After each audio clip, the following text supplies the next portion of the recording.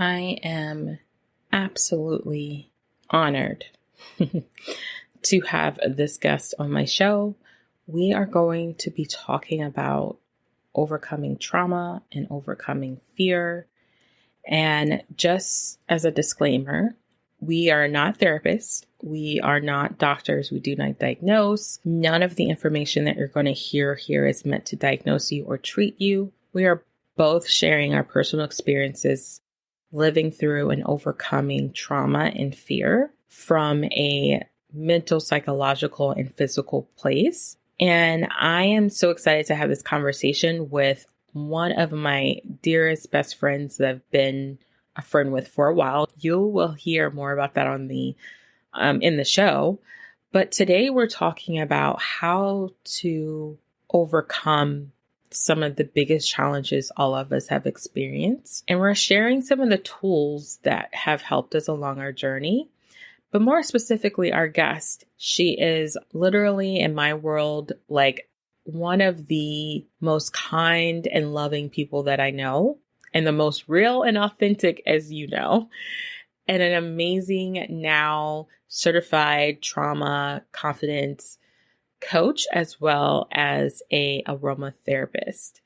And you're going to hear in the story, like how she has overcome, how she supports her clients through her own personal experience in this journey of thriving and surviving through trauma, how she incorporated aromatherapy to help accelerate her healing and her growth, how she overcame fear and anxiety and uses CBT to help her clients to do the same in the coaching realm. And also, you're just going to hear a lot of authenticness here, a lot of open, honest, real truth and heart in this episode. Lots of gems. And if you are struggling with trauma, you've got trauma. We've all got it. But you are particularly in a stuck place. I want you to listen to this whole episode because literally Amy shares gems and things along the way that supported her and some questions that might open the door for you to start healing and finding growth and overcoming fear and transforming your trauma into confidence,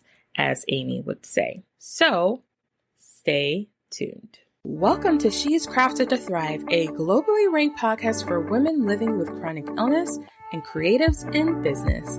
I'm your host, Nikita Williams, chronic illness warrior and photographer turned digital marketer turned award-winning coach. I love helping chronic illness warriors and creatives to live with their chronic illness and creativity as their superpower in life and business.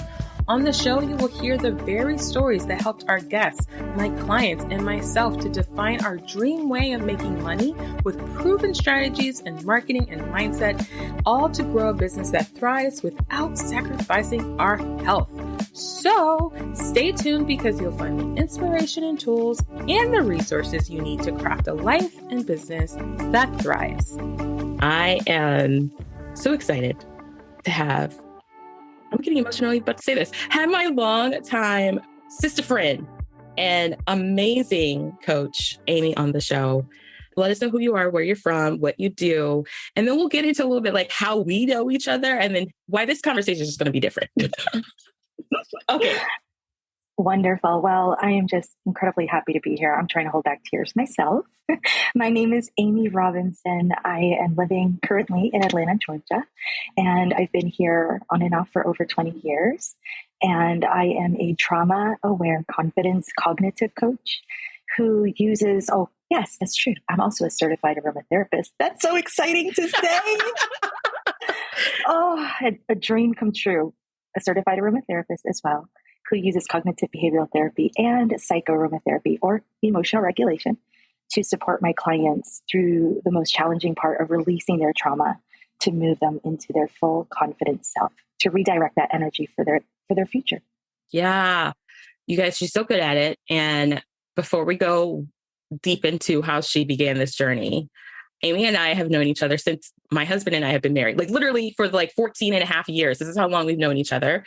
And she came into my world probably during like one of the most traumatizing times of my life, living with my chronic illness out of the blue, right?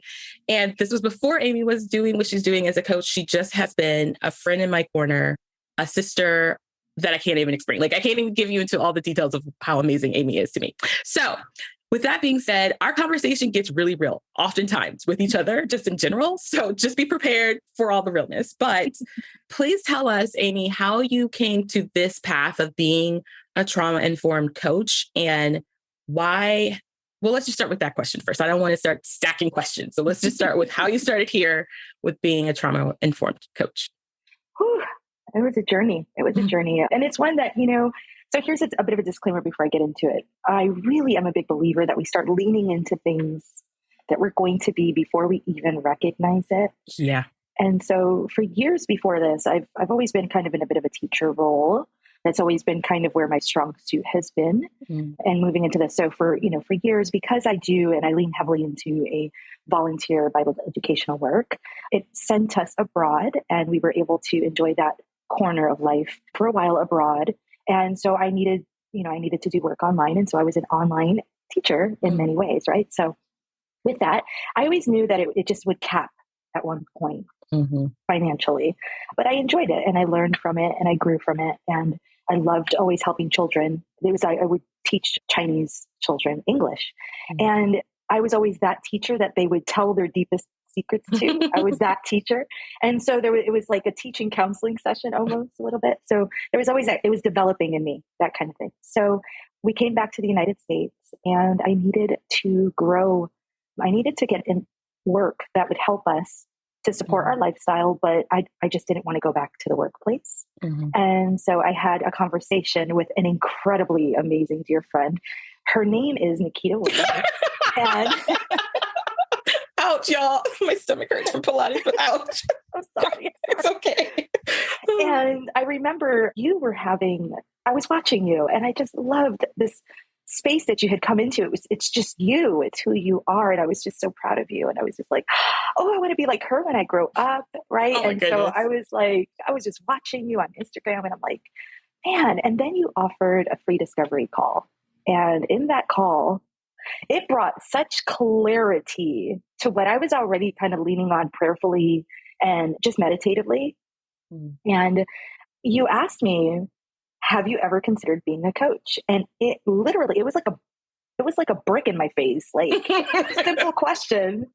And it stopped me in my tracks. And I said, no, what's involved? And you gave me just enough for me to go and figure it out myself. And I love that. I love that because there's truth to it with any coaching, with anything. You have to be able to do the work yourself first before you can go and support others and coach them to do the work themselves. So there was a little bit of that. So that's when I kind of went into that realm and I considered it a thing. And so I went and I went and got certified in confidence coaching. And then I realized as I was leaning into that, my first client came to me with so much heavy trauma on her heart that I couldn't even get her to the point of confidence without acknowledging what the trauma was. And so that's what created the trauma informed, because it brought back so much of my life, things that I had grown from and have become this, who I am today. Like I've had to really shed a lot of my trauma to be where I am. And so we'll maybe get into that a little bit later, but I come from a sexual, emotional, physical abuse background. And so when I was leaning into the confidence coaching, I realized, this is an avenue I can work on. So when I got certified in that, then I went for cognitive behavioral therapy because the brain is such a big part of movement, any type of movement, right? If the mind says, I'm not doing it, we don't do it. We just don't get it done. So that's how I got into, right? Exactly. So then all this kind of came. So I became certified in that, became certified cognitive coach as well. And it's just evolved, pivoted into what it is today. Yeah. It's so, obviously I feel like we've lived this journey together in some ways, like so many ways, just as me being the coach that I am and like being like Nikita has been a lot of my growth, and you've been a part of that growth. So like seeing you, like when we had that conversation, I honestly forgot. I was like, when you started doing because when Amy started to do the coaching, you guys, it almost felt like she had just decided to put her cape on. Like it was already like, I've always that's how I've always felt about Amy. Like she's always, this is what she does anyway. Like it wasn't even a surprise to me that she just walked into these doors and took it like, you know, she's been doing it for 25 years, right? She's over here about to bust out crying. Stop it. Oh, girl. I told you, don't make me cry.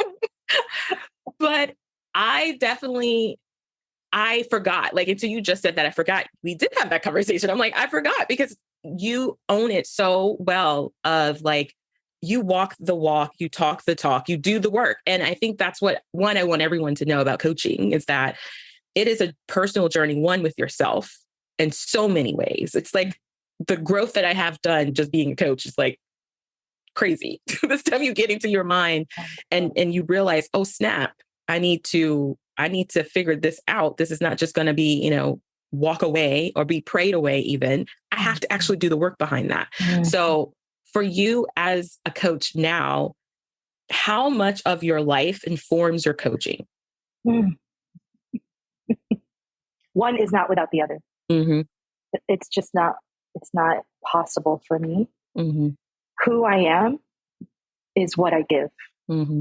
if that makes any sense, mm-hmm. right? So it has enveloped every aspect of my life. I take pieces of the things that are most important to me, mm-hmm. and I help and support other women to have those pieces too. I give it to them freely mm-hmm. in the work that I do. And I find that that's the only way I can approach my coaching is that way, authentically, mm-hmm. transparently, mm-hmm. right? I lean very heavily on spiritual guidance and biblical support. However, in that cognitively, psychologically, those two realms are very similar mm-hmm. to each other. And the women I work with also understand that spiritual support, the guidance. They just don't understand the psychological perspective of it. So right. I make the connection between the two for them mm-hmm. and help them to understand we cannot go to where we want to go to without going through where we are. Mm. So yeah, it envelops the whole. I hope that answers the question. Yeah, no, it definitely does answer the question. And the next thought or question I have is what challenges like for you? Because again, you and me and Amy know each other. Like we know each other, y'all. Like, I don't know what to tell. Me and Amy, we could not see each other for, it feels like there's been times even when you've been traveling for a while, we've not talked for months and we get in each other's space. And it's like, it's the friend that you're like, ride or die, far and wide, whatever. This is where me and Amy's at. Okay. This is where Amy and I are. So what are some challenges, whether physically, emotionally, or mentally that you would consider chronic, that you've had to learn to create tools for yourself personally, to run a business also, like in links of like running a business, especially this type of business, which requires a lot of us, right? Yeah, no, that's such an amazing question. I had to really think about this one for a minute because an authentic life is not without hurdles, right? So those challenges, when they come, they reveal areas in our life that we need to grow in, those hurdles, those things, right? And so for me, I'm going to try very hard not to get emotional. If you do, you know, it's okay. For me, it was devastating depression for a while. It was diagnosed as chronic. It was something that I had recognized that I had for a long time. I just avoided acknowledging it. Mm-hmm. My son was diagnosed with autism at a young age, at 8 years old. And so there was a lot of the guilt that came with that. And did I discipline him right? Did I raise him right? Was it our fault? Did I eat right? So all these things over time created a clinical type depression, right? And anxiety, chronic anxiety. I was diagnosed with both of them. Mm-hmm. And then the impact from my childhood trauma just came to a head, right? So all of this stuff came to a head when I was about 38 years old. It just devastated me. Like I was in bed for 6 weeks. I would get up to go to the bathroom. My husband had to feed me, spoon feed me. Ooh, my son saw that. So that I needed to get professional help for that. And I'm grateful for it. I'm so grateful for it. But as I started to get healthier, because at that point I had to really redirect my energy and say, okay, you know what? There's two ways you can live. You can accept and embrace this as what it is, and allow it to pivot you into a life that you've always wanted, or you can allow it to devastate you and you stay stuck in this situation for your whole life. Because there's a lot of people. Many of us, most of us have walked around with depression or anxiety. Yeah. There are two categories of people: those who use it to fuel them and move forward, and those who stay stuck in it and in that self-doubt and and a lot of times it isn't because they just don't know how to get out of it. Those are the people I support, right? Those who want to be there, but they just don't know how. But then there's the other kind of hidden category that, no, I really like the attention this gives me. I like being enabled and that, but we're not going to talk about that because that can really be controversial. So we're going to leave it at that. So those things, those challenges, I came to a point where I realized, no, I'm getting the support that I need. My doctor gave me the support I needed. I did have to take medication for a while. It was incredibly strong medication. It was the type of medication that if I missed a pill, a tiny little pill, I had a migraine so bad that I thought I was going to die. It was just that type of medication, right? So, but we worked together along with changing my eating habits, working on myself, self-type therapy, so to speak. And then eventually I was able to wean myself off it. That's when aromatherapy really came into my life. Really. I mean, I've had aromatherapy in my life since my son was born, but that's when it really started taking a whole different perspective for me. And I started using it as medicine for myself, holistic enhancement of what I was already using medically. Yeah. And man, did it help accelerate it. My own personal amazing. Nobody can tell me otherwise. Like somebody who comes to me who doesn't understand how powerful aromatherapy is, I'm like, oh, sweetie, you have just got to educate. You have no idea. And that's exactly how she'll tell you. Oh, sweetie. No. Oh, sweetheart. No, let's talk, because I promise you, personal experience. I promise you, the changes I've seen in my life, I attribute to a few things, and that is one of them. Aromatherapy and cognitive work as well. So, short story long, right? It's all good. To grow. There was a period of my life where I said, Amy, everything I would say to myself, Amy, this is a moment of acceptance and embrace. Learn to accept and embrace, because if you don't, you will not grow. And it's actually something I tell my clients. I'm like, you are not at acceptance yet. You got to work on that. We're going to work on that. We're going to peel those layers back to help you to get to acceptance and embrace, because that's where the true growth starts. So many things in there. I didn't know this specifically while you were talking, which is so funny, that the aromatherapy, I've always wondered where that link was. So, because we've always I think it was either someone else introduced me to essential oils, like just in general, like back in the day with like Young Living, hey, come to this make and take party or something. And I was like, oh, this is nice. And then obviously Renee, who you and I both know, Renee is the one who has certified both of us in, essential oils and certifications and stuff like that. She is the one who brought aromatherapy into my life to help me deal with living with chronic pain. I never thought that some oil bottle, I was one of the people that Amy was oh, sweetie, come here. I was one of those people who was like, yeah, you cannot tell me this oil is going to help me deal with my pain. That's a joke. And it obviously does. It's the thing that has helped me so much. But I didn't know for you that was the piece in the middle of dealing with the chronic anxiety and depression that helped you continue to heal and move forward. That's news to me. That's news to me. And that's beautiful. That's beautiful. Thank you. I kept it private for a lot of years. I have a 5-step blueprint that I teach and coach my clients to do, and it's exactly what I did. It's exactly what I did. Yeah. It has some modifications to it to make it a little bit more structured. So excuse me, because I was crying earlier. Okay. Because my clients, when they come to me, it's a trust thing, right? And so for them, it's like, I don't even know if this works. Well, when you don't do it, how do you feel? When you do it, how do you feel? So I don't come from just throwing things from the air and saying, hey, do this. I'm like, I did this. When I say to you, it will work, it will work. Yeah. Right? Yeah. Same here. Yeah. Yeah. We both have businesses that are built, our frameworks are built from what we've done.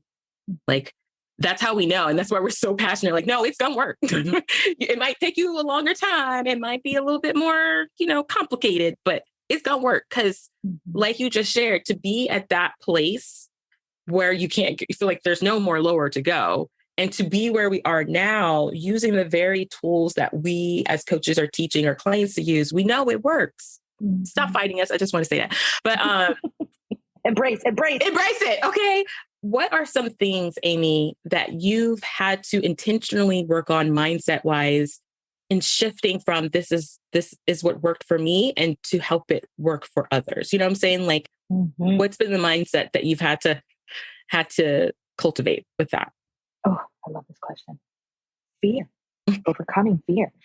As someone who has grown from chronic, complex trauma, fear used to cripple me, right? So there's a beautiful Bible principle that I lean on that talks about there is no fear in love.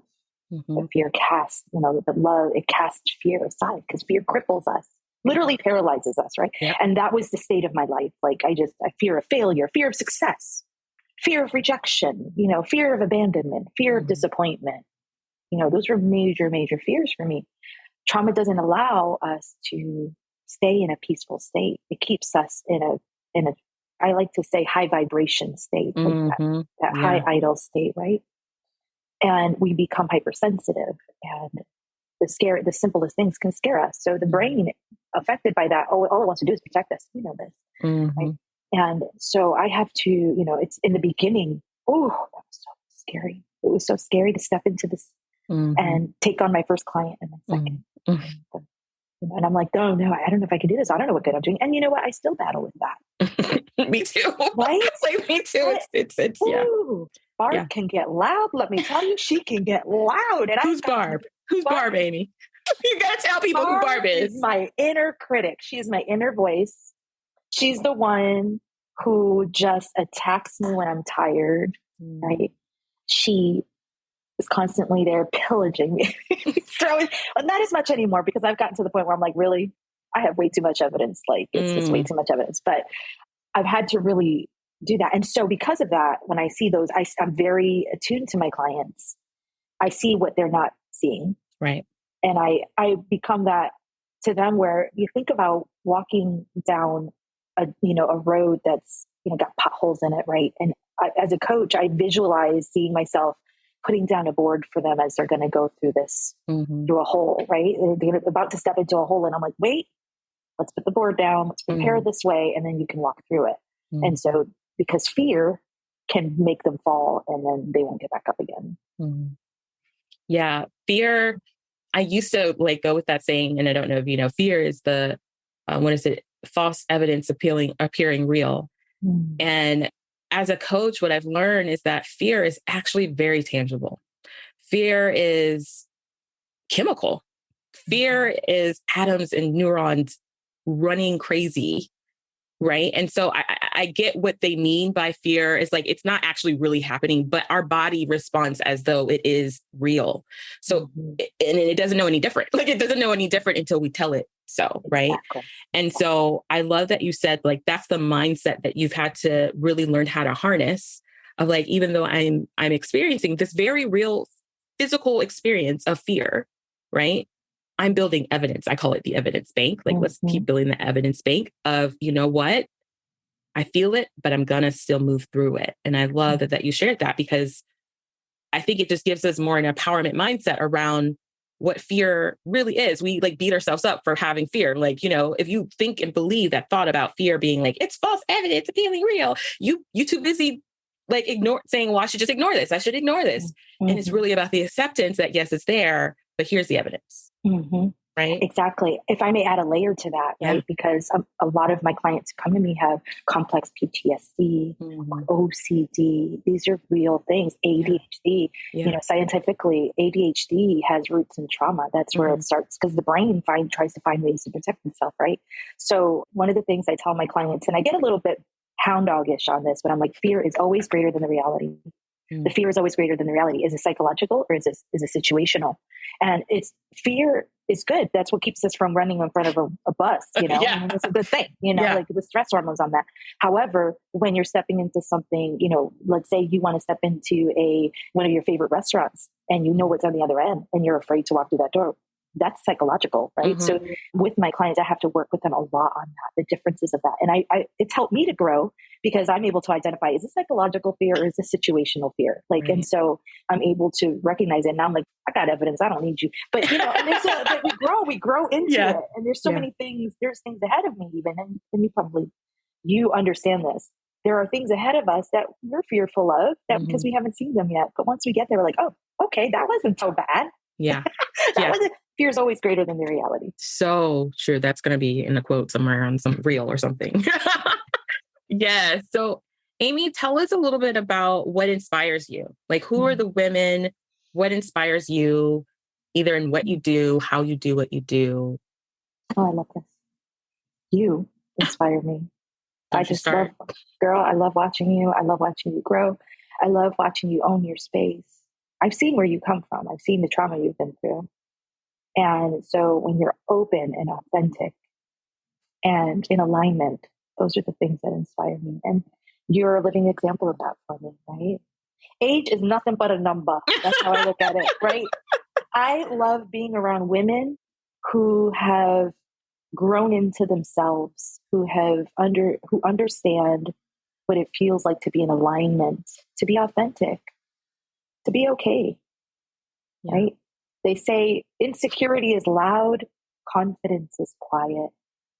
And I love that. And I draw to that, right? So some of the women who inspire me, man, this is a tough question because there's so many. And I don't want to name any names because I don't want to leave anybody out, you know, but authenticity, openness, honesty, beautiful qualities. You know, I'm very hypersensitive. So energy and vibes. Yeah. Pretense shuts me down. It makes me repel because immediately, and this is my brain's protection as a trauma thriver, is I immediately, when I walk into a space, I feel I need to protect my energy and I want to be able to give to others. So I need to be cautious of my energy. So if somebody brings pretense into it, I'm like, they haven't worked that out yet and they're not ready for it. And so I'm going to be too much for them and I don't want to be that person for them. So I'm just going to step away a little bit. Right. And it's a natural thing. And it doesn't mean that it does not mean, and I'm going to clarify this. It does not mean a bad, evil person. It doesn't mean that at all. We all wear masks to a certain degree. Yes. Just some live in them. And they're not ready to come out of them. I've taken my mask off and I need to protect my energy and be around women who have also done the same. It takes a lot of courage to do that. Yeah. Taking a moment for that one.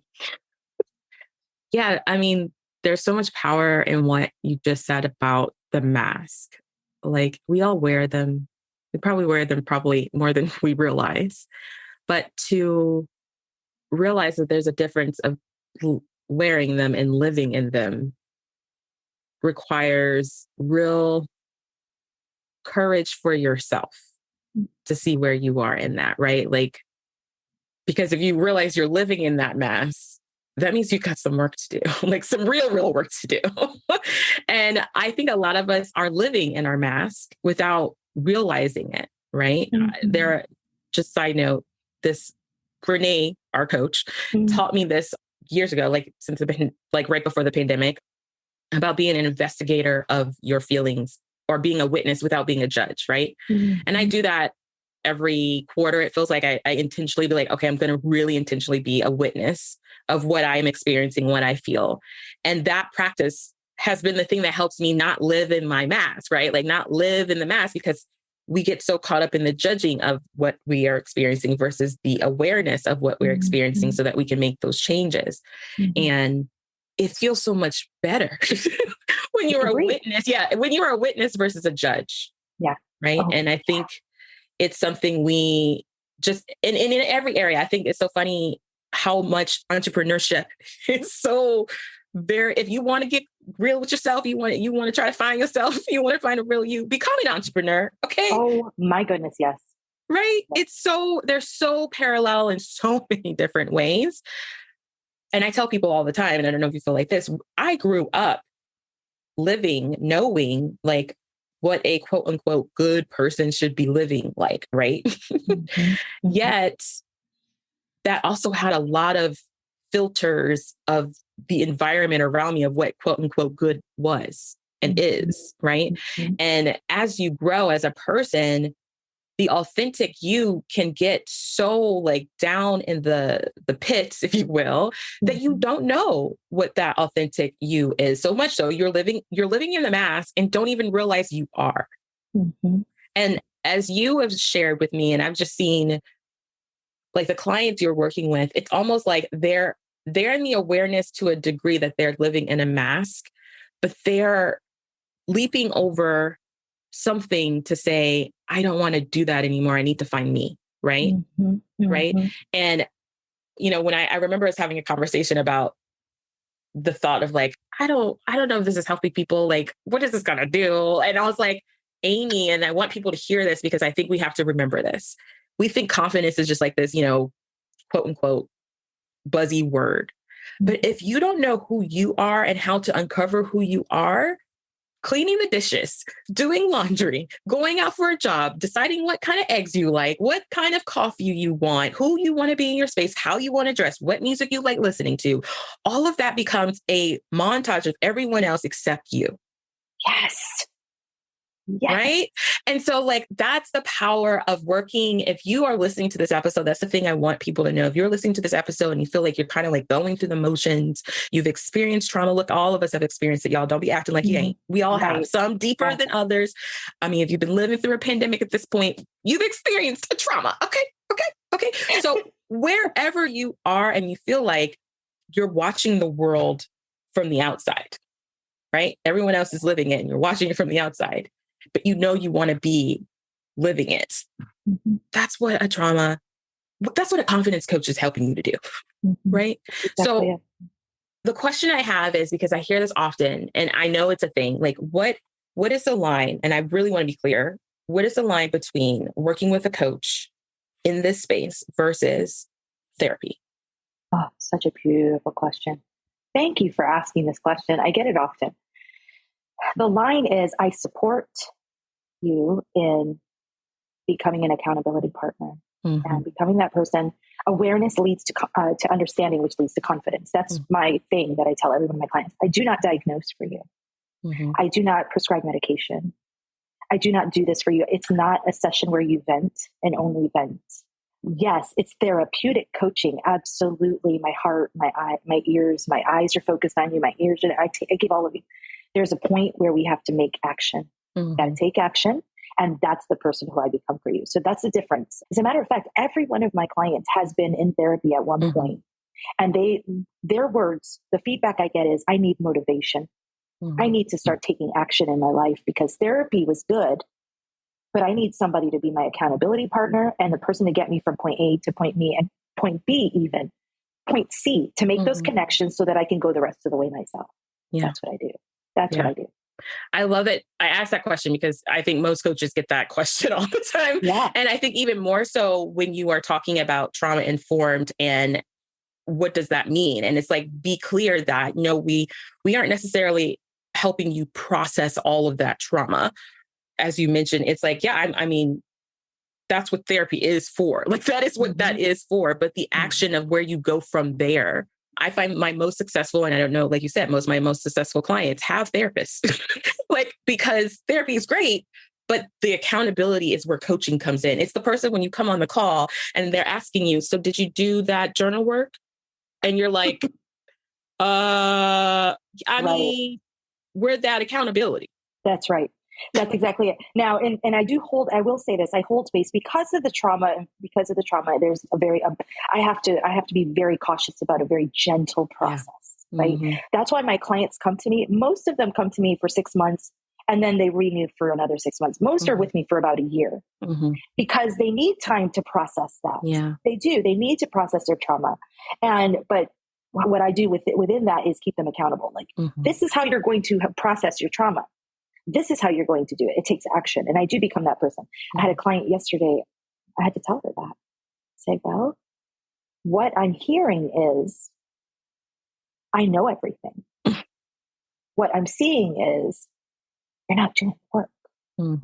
Right. So I'm there to help you make the connection between what your mind says you want to do and what your body's going to do. Yeah. I love that. I love that.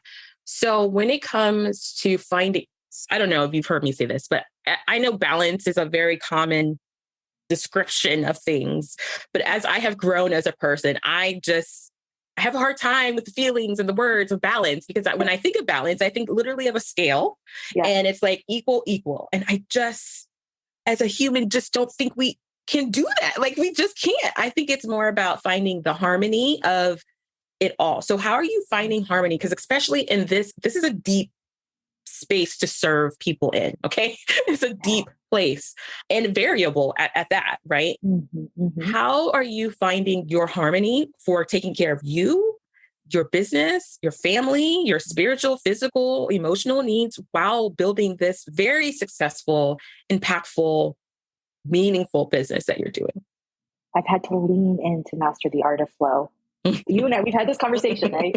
I, like you, don't feel that there's a set balance. I think we learn how to ride the waves as they come. And in the beginning, that was quite a challenge for me, because I went from 0 to 15 in about 6 months, right? From 0 clients to 15 clients. And that was really a lot for me. So I had to set boundaries with myself and with my clients. So what does that look like in a day? My clients, when they first came to me, part of the trauma process is the emotional dump, right? And that's okay. I hold space for that.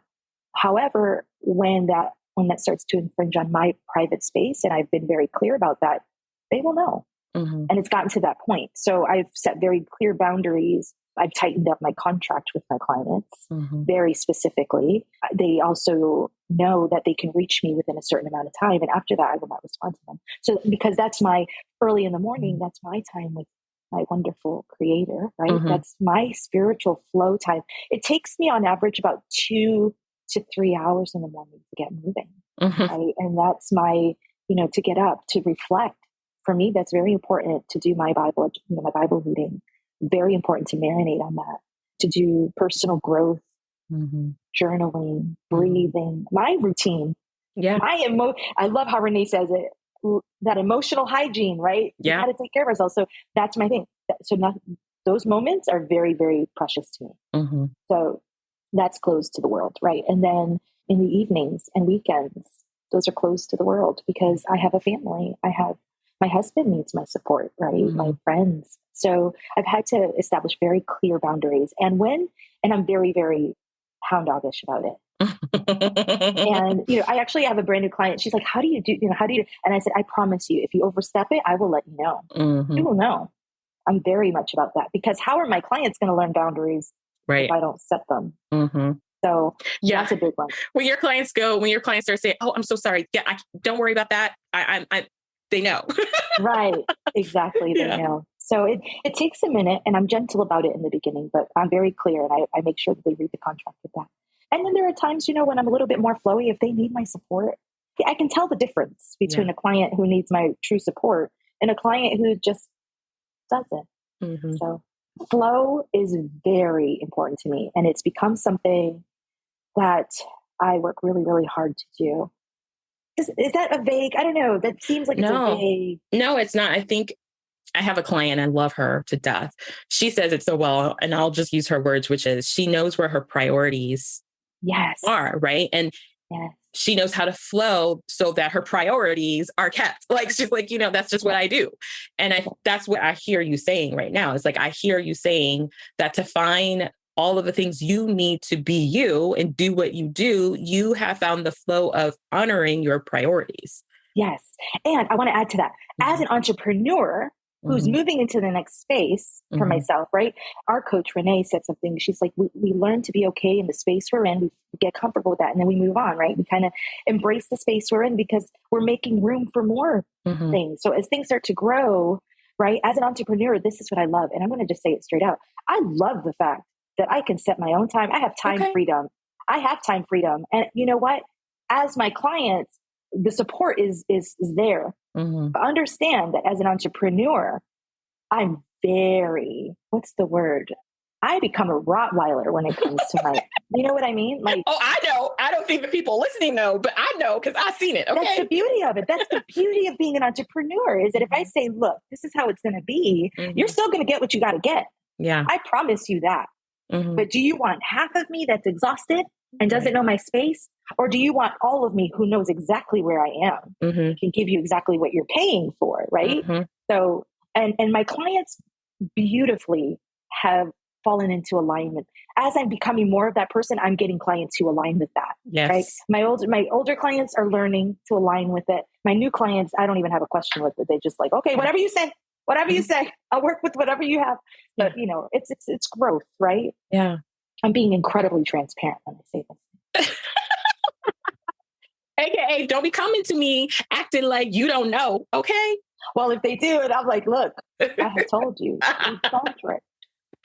Oh my goodness. So let's distill three things. You know, I have a thing with threes. I have always had a thing with threes. I mean, it's probably the photography of me, but what are three things that people can do to step into overcoming some trauma and tapping more into confidence? Like, what's three things they need to start being more aware of or start to do? Great question. Awareness is a relative thing. Mm-hmm. Right? People say, I'm aware. Are you really? Right? It becomes relative. So I would say, if you sense that there's something that's not right, not feeling right, hone in on that. Don't be afraid of it. Ask it, what's going on? What's really happening here? What is my body and mind trying to tell me? So that awareness, self-awareness in that way is very important. A lot of times when my clients come to me, they're self-aware in relation to how others view them, but not how do they view themselves, right? So that starts immediately with my clients. Because if you're going to grow into a confident person, the whole epitome, the essence of confidence is knowing how to validate yourself, learning how to validate you and know what you are, who you are, and what you bring to the table. So that's the very first thing I say. If you sense that you're becoming aware, it's okay that you're afraid. Fear is part of the process. However, start small. Ask yourself, what's really going on? What's happening? Where in my body do I feel this? And then take a deep breath and journal about it. See what it tells you, even if it's not too heavy, right? So that's kind of a twofold. That's a two-step process there. Then when you hear your body, just start paying attention to how you talk to yourself. Just start listening to yourself, right? There's this thing, and I had to refer to this to a client yesterday. We live in a culture of do's and don'ts and shoulds and shouldn'ts. And, and it literally feels, for a hypersensitive person who has been through severe trauma, it feels like bricks being thrown at their face constantly. Right? Yeah. So pay attention to those things. Do you say to yourself, I should be doing this, I should be doing that? And see if you can lightly reframe that with, you know what? I recognize I need to do that, and I will when I'm ready. Right? So start listening to yourself and your body, like listening to your awarenesses. Go take a deep breath and try to journal it out and start listening to your negative self-talk. Yeah. I think those are so important. And so you also have something that we're going to put in the show notes for folks to grab, which is like 3 steps to confidence. And we'll have that in our show notes. How else can folks find you online? Well, currently I am on Instagram as Wellness Chick Coaching. And from there, you can get to my link tree, which sends you to my website. Currently, I'm in the process of doing a small group coaching program for the summer. So I am at capacity for that, but it's closed for the summer. But I have availability for 1 or 2 clients between August and September. So they can reach me through the website to book a one-on-one 30-minute discovery call. And I'm also going to be working on my signature program for the fall. So that's going to be exciting. Which really hones in on the 5-step method, my 5-step blueprint. I love it so much. Anyways, there'll be more information on that to come. So keep an eye out on the website because it will be there soon. Well, thank you so much for coming on the show and being you and being like my bestie in so many different ways.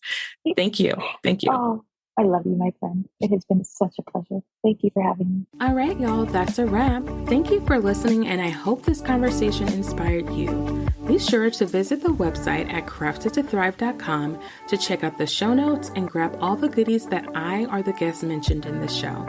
Join us for our next one. In the meantime, remember, you are crafted to thrive.